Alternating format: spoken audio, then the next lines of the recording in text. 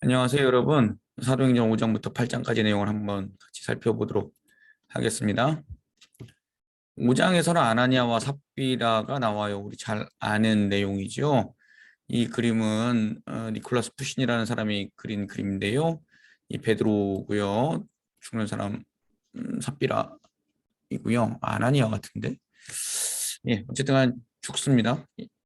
왜 죽었을까요? 성령을 회방하고 성령을 모독했기 때문에 죽습니다.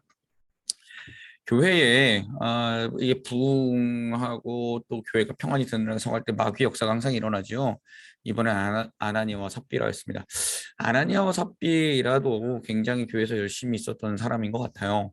그러니까 어쨌든 간에 그 재산을 팔아서 주님께 드리겠다라는 그렇게 말을 한 정도면 그동안 주님에게서 은혜를 받았고 초대교회 생활 열심히 한 사람이죠. 자, 그런데요, 소유를 팔았는데 모든 사람들이 소유를 팔아서 다 놨어요. 특별히 바나바, 우리 4장에서 확인했었죠. 이 사람은 다 팔아서 내놨어요. 근데 이제 비교가 되는 거죠. 아나니아와 삽비라는요. 소유를 팔았는데 얼마를 감췄어요. 근데 부부가 다 알았어요. 부창부수한 거죠. 남은 부분을 가지고 사도들의 발 앞에 놓았습니다. 그러면 사도들이 모르고 아이고 아나니아하고 삽비라님 잘하셨습니다. 이럴 줄 알았겠죠. 근데 베드로는 성령이 충만한 사람이었으므로 그들의 행위를 보자마자 사탄이 마음에 가득한 것들아, 인간아 이렇게 했겠죠. 것들아가 아니라 여기 먼저 아나니아만 왔으니까 어떻게 성령을 속이는가? 말이 안 된다. 너 그럴 수가 있냐? 사람에게 거짓말하는 게 아니라 넌 지금 하나님을 속인 거다. 예, 우리도 신앙생활하면서 그럴 때가 있어요. 그 사람의 눈만 살짝 이렇게 넘어가면 될 줄 알 거다라고 하는데 아니죠. 하나님이 보고 계시죠. 예, 그래서 늘 하나님이 곁에 계심을 봐야 합니다.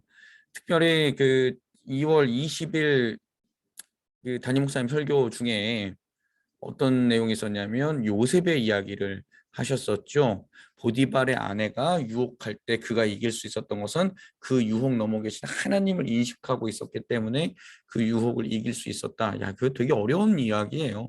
요셉 17살에서 20대 초반의 청년 17살에 끌려갔다 그랬거든요. 그리고 그 집에서 몇 년이 지나면서 일을 할 때 예, 그 어쨌든 20대 혈기왕성한 청년이었다고요.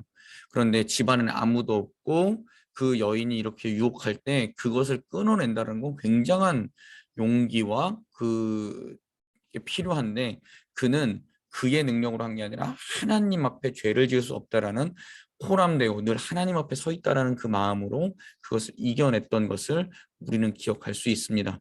예, 근데 이 아나니아와 삽비라는 하나님을 인식하기보다는 내가 요 정도쯤 하면 사람들 앞에 칭찬받을 수 있겠지라는 그 마음이 너무 심했던 것 같아요. 예. 아나니아는 베드로의 그 말을 듣고 혼이 나가서 죽었고요. 젊은 사람들이 나가서 메고 가서 장사 지내고 왔습니다. 3시간쯤 지나서 삽비라가 왔습니다. 왜 이렇게 안 와? 무슨 일 있지? 그리고 더 그 남은 돈에 또 일부를 또 숨겨가지고 가지고 왔어요. 정말 다 갖고 왔니? 베드로가 또 물어봤습니다. 그랬더니 당연한 거 아닙니까? 그때 베드로가 주의 영을 넌 시험하는가? 내 남편을 지금 장사 지내고 오는 사람들의 발걸음이 지금 들어오고 있는데 똑같이 너를 메고 나갈 것이다. 라고 했을 때 삽비라가 그대로 죽었고 남편 곁에 매장됐다라는 이야기가 있습니다. 자, 이 이야기를 듣고 사람들이 모두 다 두려워했다 그랬는데요. 이거 왜 여기다 적어놨을까요? 예, 항상 좋은 일만 있는 것은 아니다. 사탄의 유혹도 있고 사탄이 교회를 흔드는 일도 있다라는 것을 교회의 역사 가운데 알려주기 위해서 이 사건을 기록해 놓은 것입니다. 그리고 하나님을 속이고 하나님의 눈을 자꾸 이렇게 속이려고 하면 안 된다라는 것을 알려주기 위해서 누가가 그렇게 사건을 기록해 놓은 것이죠. 자, 이 일 후에 이제 다시 시작하는 박해가 다시 시작되는데요. 민간에 많은 표적과 기사가 일어났습니다. 믿는 사람들이 마음을 같이해서 솔로몬 행각에 모였고요. 백성이 그들을 칭송했습니다. 그리고 남녀의 많은 무리가 믿고 죽게 나왔고요. 병든 사람은 베드로의 그림자라도 이렇게 닫기만 하면 나을 거라는 믿음을 가지고 예루살렘 인근의 병자, 귀신 들린 사람, 괴로운 사람이 다 이 베드로 앞에 나왔는데 다 나음을 입었습니다. 그런데 여러분 이거 우리가 명확하게 해야 될 것은 베드로가 3장에서 뭐라 그랬죠? 은과 금은 내게 없거니와 내게 있는 것을 내게 주노니 곧 나사렛 예수 그리스도의 이름으로 일어나 걸으라. 이렇게 이야기했단 말이에요. 예, 그게 중요한 거예요. 그게 나사렛 예수 그리스도의 이름. 베드로는 지금 자기의 이름을 드러내기 위해서 그 사람들을 고치는 게 아니고요. 예수 그리스도의 이름을 힘입어 내가 너를 고친다라고 아주 명확하게 베드로는 그렇게 알고 있었고 그리고 그것을 증거하고 있었습니다. 그러니까 우리가 주의 일을 할 때에는 내 이름이 높아지거나 혹은 내가 드러나게 일을 하는 것이 아니라 누구의 이름이 드러나야 돼요? 예수 그리스도의 이름이 드러나야 된다라는 것을 우리는 꼭 기억해야 됩니다. 헌신을 할 때든지 혹은 어디 가서 무슨 일을 할 때든지 예배를 드릴 때든지 내 의와 내 얼굴이 드러나는 것이 아니라 오직 주님만 영광 받으십시오. 이게 우리에게 필요합니다. 자, 그런데 질투의 화신들이 또 나타나죠. 대제사장과 사두개인 당파들. 사도들을 잡아다 옥에 또 가두었습니다. 그런데 또 그 옥에서 일어난 일이 뭐였냐 하면 주의 사자가 밤에 옥문을 열고 그들을 꺼내 주었고요. 가서 생명의 말씀을 백성에게 전하라 해서 그들은 백성에게 전하고 있었습니다. 옥에서 나온 사도들이 성전에서 가르치고 있을 때 공회의 원로들이 이제 또 이들을 재판하려고 옥에 있는 사도들을 잡아오라고 가르쳤습니다. 이게 동타임에 일어난 거예요. 얘네들은 모르고 있고요. 얘네들은 천사가 나가서 전하라고 했기 때문에 나가서 전하고 있었고요. 부하들이 옥에 없다. 근데 우린 든든하게 지켰다라고 이야기를 했는데요. 사람들은 지금 이 사도들이 성전에서 가르치고 있다라고 이야기를 합니다. 그러니까 거기서 또 잡아오라 그러죠. 공회 앞에 사도들이 섰습니다. 대제사장의 이야기 뭐라 그럽니까? 이 사람 예수의 이름으로 가르치지 말라. 이 사람 예수의 피를 우리에게로 너에게 돌릴 거냐? 우리를 죽이려고 하는 셈이냐? 우리에게 모든 죄를 다 씌울 예정이냐? 막 이렇게 지금 사도들을 몰아붙이고 있죠. 그때 베드로와 사도들이 뭐라고 이야기했습니까? 야, 나도 너희들 편에 두고 싶은데 아니야. 하나님께 순종을 하는 게 우리의 의무야. 우리는 하나님께 먼저 순종할 거야. 너희들의 들어줄 그 이야기를 들어줄 여유는 없어. 라고 하면서 이렇게 하죠. 너희가 죽인 예수를 하나님이 살리셨고 하나님께서 그 예수를 이스라엘과 온 민족의 임금과 구주로 삼으셨고 성령도 그렇게 증명하고 있고 우리가 이 일의 증인이야. 근데 어떻게 이 증인된 자로서 우리가 이것을 증거하지 않을 수가 있어? 우리는 거짓을 말할 수 없어. 왜 자꾸 거짓 증언을 하라고 해? 왜 자꾸 위증을 하라고 해? 베드로와 사도들이 이렇게 공회 앞에서 당당하게 외쳤습니다. 그랬더니 그 공회가 흐르는 이야기가 이렇게 됐죠. 사도들을 없애고자 했는데 가말리엘이라는 그 율법학자가 일어나서 이야기합니다. 이 가말리엘이 누구냐면 바울의 선생님이에요. 최고 율법학자였습니다. 네. 내버려 둬라. 여러 사람들이 일어나서 내가 그다, 내가 메시아다 그랬지만 사람으로부터 나왔으면 다 망한 거 우리가 보지 않았냐? 만약 이 사람들이 하나님으로부터 나왔으면 우리가 하나님의 대적이 되니까 그냥 두자. 그냥 소멸할 거다. 예. 그리고 채찍질하고 예수의 이름으로 말하는 것을 금지하고서는 놔줬다라고 사도행전 5장에서 이야기합니다. 근데 사도들은요, 예수의 이름으로 능력받는 것 기쁘다라고 여기고요. 왜요? 우리가 예수님의 이름으로 핍박받는 자들에게 복이 있다. 선지자들도 다 그리했다라는 마태복음 5장의 말씀이 기억에 난 거예요. 마태복음 5장의 말씀이 그때는 마태복음 5장이 아니라 어떤 거였을까요? 예수님의 말씀이 기억에 났겠죠. 팔복선언 하시면서 하셨던 그 말씀이 기억에 났겠죠.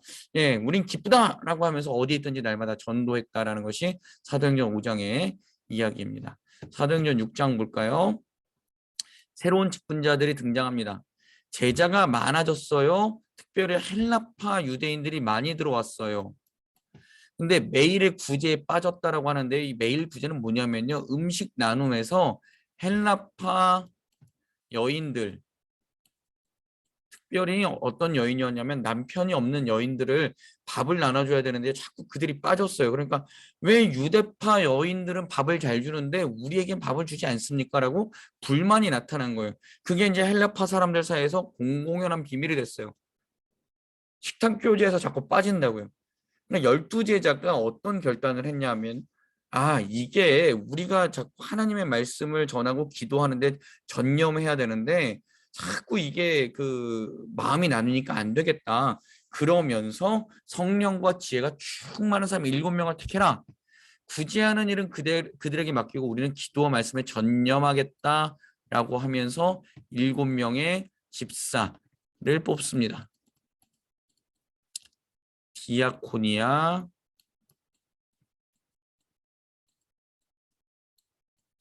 봉사하는 사람입니다. 봉사하는 사람.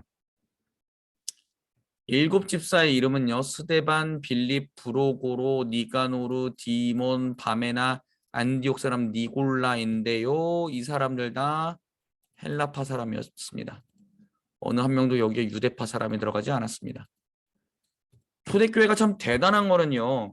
어쨌든 간 유대의 예루살렘에서 초대교회가 시작을 했고요. 예.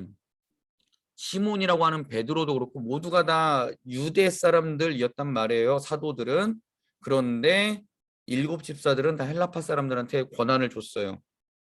우리는 그런 것에 관여하지 않을 테니 너희들이 정말 공정하게 질서 있게 잘 해봐라고 다 밀어줬어요. 참 훌륭한 거죠. 어떻게 보면. 예. 그래서는요, 사도들이 그들에게 안수하고 기도하고 이 사람들이 이제 그 7집사들이 이제 봉사하게 됩니다. 부재하게 됩니다. 여기서 이제 안디옥 사람 니골라가 나중에 니골라당을 만들어 갖고 나가죠. 이 사람이 이제 이단으로 갑니다. 자, 초대교회 이야기, 제자의 수가 많이 늘어나고요. 허다한 제사장들의 그 사람 무리도 믿음에 순종했다라는 그런 이야기들이 있는데 이게 그럴 수밖에 없는 게 사도들은 말씀과 기도에 전념했지요. 그 다음에 또 새로운 사람을 세워서 봉사했죠. 말씀과 기도와 봉사가 균형을 이루고 열심히 사람들을 섬기다 보니 칭찬받고 사람들에게 늘어날 수밖에 없었다. 예. 저는 말씀과 기도도 매우 중요하고요. 봉사도 중요합니다. 근데 봉사는요. 직분 맡은 자들이 먼저 헌신하며 봉사해야 합니다. 우리 꼭 기억하셔야 됩니다. 직분을 맡으셨습니까? 더 열심히 봉사하십시오. 상황이 안 되면 기도하시고 그 다음에 더 열심히 다른 이들을 섬기는 이들을 칭찬하십시오. 그렇게 하면서 이 교회 조직이 좋은 교회 조직으로 발전해 나갈 수 있도록 우리는 더 그렇게 협력해야 됩니다. 자, 그 다음에 이제 7집사 중에 대표작 격이었던 스데반의 이야기가 나옵니다. 자, 7집사 중에 한 명이었고요. 은혜와 권능이 충만했습니다. 스데반. 6장 8절에 그렇게 나오죠. 회당에서 논쟁을 하는데요. 자유민들의 회당이라고 하는데 자유인의 회당, 자유민들이라고 그 6장 9절에 나오는데요. 자유인의 회당이에요. 이게 다른 성경에 보면 리버티당이라고 나와요. 이게 헬라파 사람들의 헬라파 유대인들의 그 모임이었대요. 근데 이게 뭐냐면은 너무 율법대로 하지 말자. 좀 자유롭게 하자 이런 사람들이었거든요. 근데 그런 사람들하고 스데반이 논쟁이 붙었어요. 그런데 지혜와 성령으로 스데반이 말해서 이겨버렸어요. 네. 저는 자유민들이 이제 꼼수를 씁니다. 사람들을 매수하지요. 거짓 증언을 하라고 매수합니다. 이거 마태복음 28장에도 나오는 거죠. 제사장들이 뭐라 그랬을까요? 예수의 시신을 제자들이 훔쳐갔다라고 매수했다라고 나오는데 안 되면 매수하는 거예요. 거짓 증언하는 거예요. 왜요? 그들의 자기들이 그 가지고 있는 그걸 위해서 오히려 하나님 앞에 정직하게 졌습니다. 죄송합니다. 이러면 되는데 그게 안 되는 거예요. 이들은 다 율법을 아는 사람들이었고요. 이들은 다 하나님의 마음을 아는 사람들이었음에도 불구하고 자기네 전통이 더 중요했던 거예요. 그래서 우리도 되게 조심해야 돼요. 우리의 믿음의 전통을 지키기 위해 혹시 거짓을 행하고 있지는 않은가. 이런 것들에 항상 우리는 말씀 가운데 우리 자신을 들여다 봐야 됩니다. 사람들을 매수해서 뭐라 그랬냐면 모세와 하나님을 모독하는 것을 들었다라고 이야기하고요. 그 다음에 그 성전을 헐 것이다. 예수가. 뭐 예수님이 성전은 무너질 것이고 자기 육체로 설 것이다. 스데반은 그대로 이야기했겠죠. 예, 그러나 그것을 갖다가 또 왜곡하죠. 조금 이렇게 틀어버립니다. 그게 이단들의 특징이에요. 많이 벗어나지 않아요. 여기서 요만큼 틀어요. 근데 이 트는 게 생명과 그 죽음을 가르는 겁니다. 여러분 정확하게 아셔야 됩니다.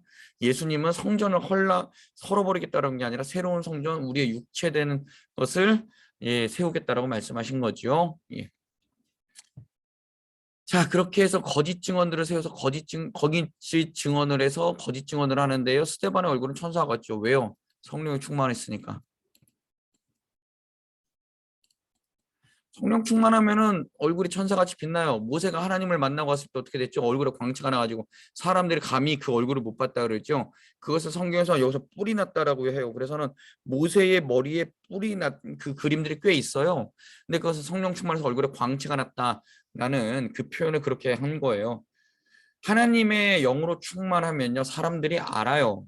왜냐하면 그게 다 드러나거든요. 그러니까 우리 안에 야, 저 사람은 성령 충만해라고 할 때 그냥 말로만 드러나는 것이 아니라 행동으로 드러나고 얼굴로도 드러나는 것을 아셨으면 좋겠고요. 그런 사람들은 그 2월 20일 담임 목사님 설교 말씀처럼 아무리 대적이 진친다 할지라도 흔들리지 않아요. 평온해요. 거짓 증언을 받는 이 스데반 평온하잖아요. 예, 천사와 같잖아요. 왜요? 하나님이 나와 함께 하는데 내가 흔들릴 게 뭐 있어? 하나님이 하실 건데 그 마음이 있기 때문에 그렇습니다. 자, 7장 이제 스데반의 순교 얘기 나오는데요. 스데반의 순교. 예. 대제사장이 질문합니다. 저들의 말이 사실인가? 뭘 굳이 물을 걸 결과는 정해놓고 있는데요. 죽이려고 그러고 있는데. 자, 렘브란트가 그린 스데반의 그림 볼까요? 렘브란트 이제 여기 돌로 치는 사람들 있지요. 짱돌 다 들었고 벌써 이미 던졌어요. 근데 이 돌로 치는 게 되게 요한복음 8장 할 때도 얘기했는데요. 죄 있는 사람이 먼저 그 돌로 던지라 그럴 때 그때 율법 뭐냐면요. 증인이 먼저 돌로 던져야 돼요. 그러니까 이게 돌로 제일 먼저 던지는 사람은 정말 확신에 차 있어야 되고요. 그 다음에 독해야 돼요. 왜냐하면은 군중 심리 때문에 다른 사람이 먼저 선빵 날리고 나면 그 다음에 막 돌 던지는 건 상관이 없는데요. 못 던져요. 근데 정말 저 사람은 이 사람 돌을 이미 던졌잖아요. 그러니까 이 사람은 되게 유대인의 그 전통에 심취한 저건 이단이야 죽여야 돼 막 이렇게 돼 있는 사람이에요.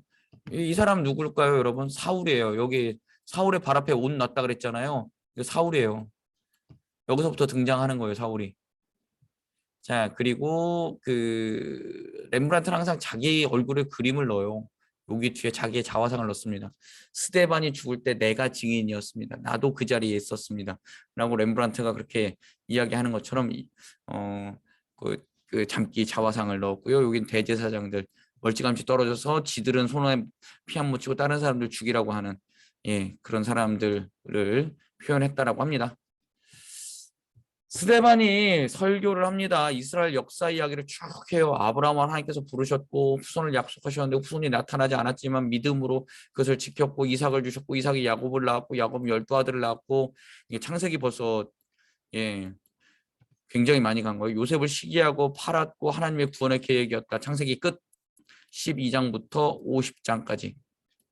자, 모세를 통해 이스라엘을 출애굽하게 하셨고 홍해를 가르고 광야 살게 하셨고 조상들이 광야에서 산 것은 거기서 광야교에서 하나님을 예배하게 하셨다라는 것. 하셨죠. 이거 벌써 출애굽기, 레위기, 민수기까지 이야기입니다. 이스라엘 백성은 하나님을 배반하고 송아지를 만들고 하나님 배반했다. 출애굽기 32장 이야기. 하나님께서 거실 증거하기 장막을 만들게 하셨다. 40장 출애굽기 40장 이야기. 여호수아, 예, 벌써 여호수아 끝났지요. 24장까지 끝났고요. 땅을 정복할 때 가지고 와서 다윗 때까지 썼다. 사사기, 그 다음에 사무엘상 하, 예, 그 다음에 다윗은 성전을 준비했고 사무엘 하 11장, 솔로몬이 성전을 지었다. 역대상, 열왕기상. 이스라엘 이야기를 벌써 다 한 거예요. 이스라엘 역사 이야기를. 근데 스데반이 왜 죽었냐면요. 거기까지만 했으면 딱 좋았을 텐데, 야, 니들 목이 곧고 마음과 귀에 할례를 받지 못한 니네 선조들처럼 맨날 선지자 죽였던 것 같은 인간이 니들이야. 니들 성령 거슬렀고 의인 죽였고 살인한 자고 율법도 지키지 않았어. 너희가 하나님이 보내신 예수를 그렇게 죽인 거야 라고 하자마자 스데반의 설교를 들은 사람들이 이를 갈았죠. 이게 미쳤나 이 이야기예요. 이 이야기. 스데반이 사람들의 마음속에 있는 분노에 불을 확 당겼어요. 왜요? 그들은 예수 죽인 거 되게 다 자랑스럽게 여기고 있었거든요. 저거 유대인의 이단이다. 저거 가만 안 두면은 저거 죽이지 않으면 예수 죽이지 않으면 우리 유대교가 힘들다라고 하는 사람들 앞에다 대고 니들이 예수를 죽여서 하나님을 거절한 거야 라고 했으니 얼마나 화가 나겠습니까? 돌로 쳐 죽이죠. 그리고 스데반이 주님을 주목하면서 성령의 충만하여 하늘을 볼 때 하나님의 영광과 우편에 서 계신 예수를 보았고 하늘이 열리고 예수님이 하나님 옆에 서 계신다라고 자기가 예수를 증언한 겁니다. 예수님이 부활하셨고 승천하셔서 지금 하나님 보좌 우편에 앉아 계십니다. 보좌 우편은 하나님의 권력을 동등하게 누리는 그 자리예요. 그러니까 예수님이 하나님이시다라는 것을 스데반이 그렇게 증거한 거예요. 그러니까 사람들이 어떻게 돼요? 예수는 죽일 놈인데 감히 하나님의 우편에서 하나님과 동등되다고 얘라 죽일 놈아 그러고 돌을 던지기 시작한 거예요. 성 밖으로 내치고 돌로 칠세. 사울의 발 앞에 옷을 벗어두었다는 거죠. 사울이 대장이에요. 행동대장. 사울은 죽여! 라고 하고 뒤로 탁 나가는 거죠. 오케이. 그러고서는 이제 옷 다 벗고 사울 앞에 잠깐만 옷 좀 보관하고 계세요. 우리 처리하고 올게요. 라고 사람들이 한 거죠. 스데반이 죽을 때 주 예수여 내 영혼을 받으시옵소서. 저들에게 죄를 돌리지 마시옵소서. 누구의 기도일까요? 예수님의 기도. 가상 7원에 나오는 누가복음 22장에 있죠. 저들에게 죄를 돌리지 마소서. 저들은 저들이 하는 짓을 알지 못합니다. 라고 했던 예수님의 기도를 떠올리게 하는 스데반의 기도하고 잠을 잤어요. 잠들다라고 합니다. 잠들다.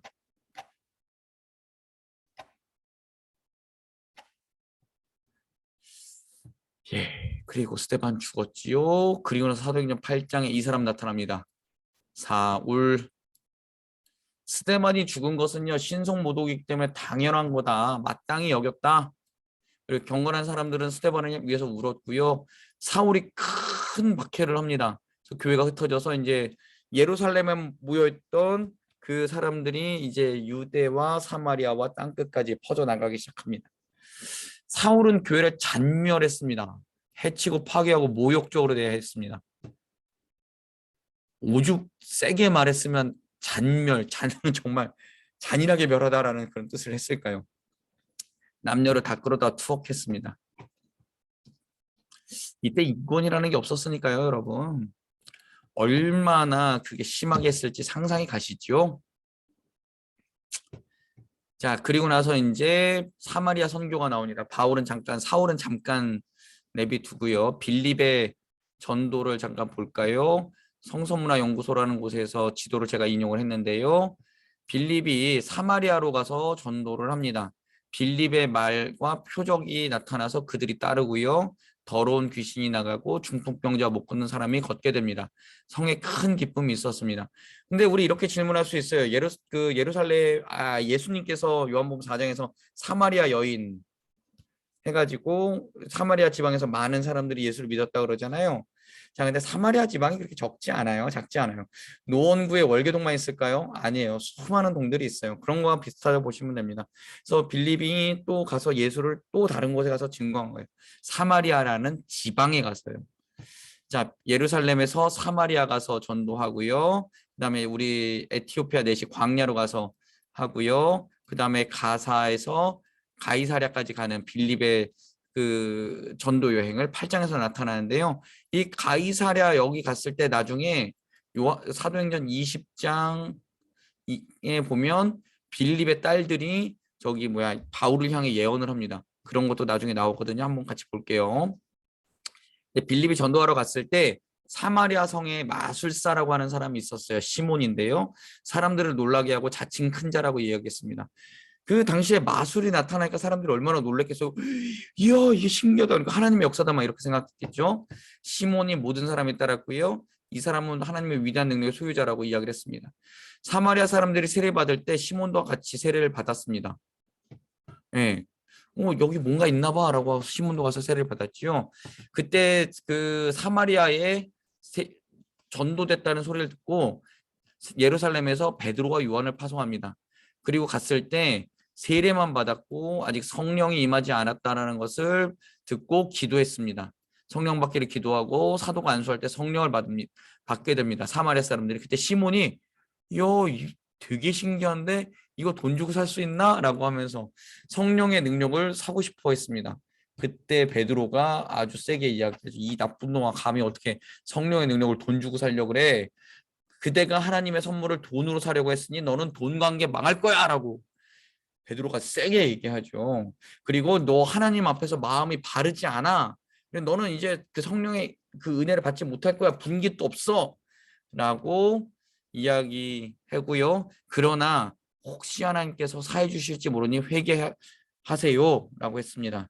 그랬더니 시몬이 저를 위해서 기도해 주시고요. 내게 말한 것이 임하지 않게 좀 해주십시오라고 기도합니다. 그 다음에 뭐 나오지 않는 걸 봐서는 시몬이 열심히 기도했겠죠. 자, 그리고 나서 이제 두 사도가 주의 말씀을 증언하여 말하는 예루살렘으로 돌아갈 때 사마리아 여러 마을에서 복음을 전하고 또 다시 돌아갔다고 합니다. 베드로와 요한은 어쨌든 간에 예수님과 함께 사마리아 성에 있었잖아요. 수가성, 그러니까 사마리아 수가성 말고 또 다른 곳에 가서 이렇게 복음을 전했다라고 생각을 하시면 되겠습니다. 주의 사자가 빌립에게 나타나서 광야로 가라고 말씀하셨습니다. 여기서 이제 다시 사마리아 갔다가 왔을 때 광야로 가라고. 여기는 광야 지방인가 봐요. 자, 그래서는 에디오피아 여왕 간다게라는 여왕의 재정을 맡은 고관, 고급 관리이면서 이 사람 넷이라고 합니다. 그 사람을 만났는데요. 이 사람이 이사야의 글을 읽고 있었습니다. 근데 성령이 빌립에게 이 사람에게 가서 말씀을 풀어 해석해 줘라 라고 했습니다. 그래서 빌립이 그 마찰에게 가서 그거 읽는 것을 내용을 아세요? 라고 물었더니 그 간다게가 근데 전혀 모르겠어요. 이거 뭐 누가 알려주지도 않는 어떻게 알아요? 그때 빌립이 성경을 풀어서 설명해 주고 예수를 전합니다. 그렇게 됐을 때 물가를 받는데 내시가 내가 무슨 세례 받는 게 거리낌이 있겠습니까? 여기에서 세례 받겠습니다. 라고 하고서는 세례 받습니다. 그리고 나서 이제 빌립을 주의 영이 이끌어 갔고요. 그다음 내시는 기쁘게 돌아가면서 다시는 빌립과 만나지 못했다라고 합니다. 그래서 아마 이 내시는 에티오피아에 또 돌아가서 예수를 증언하는 그런 삶을 살았겠죠. 자, 그리고 빌립은 아소도에 나타나서 가이사랴에 이를 때까지 여러 지방에서 전도했다라고 성경은 이야기합니다. 사도행전은 여러 가지 사건들이 일어나지만 지도와 그다음에 전도하는 것들을 이렇게 살펴보면 더 잘 알 수 있거든요. 우리 계속해서 사도행전에 나오는 이야기들을 같이 살펴보면서 하나님께서 성령의 역사를 통해 이렇게 전도하셨구나라는 것을 알아가는 그런 귀한 시간이 될 수 있으면 참 좋겠습니다. 여러분 감사합니다.